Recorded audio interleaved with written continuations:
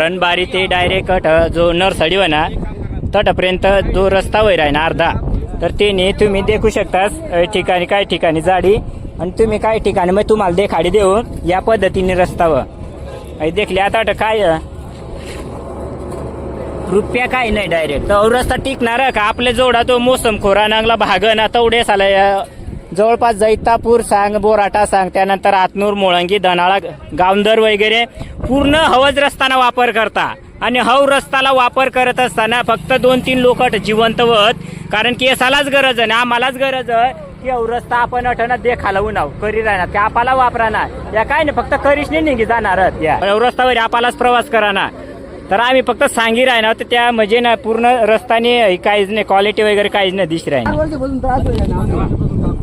हे बघा तुमचं पण घरचं नाही आमचं पण घरचं नाही, फक्त मेन काय आहे माहितीये का,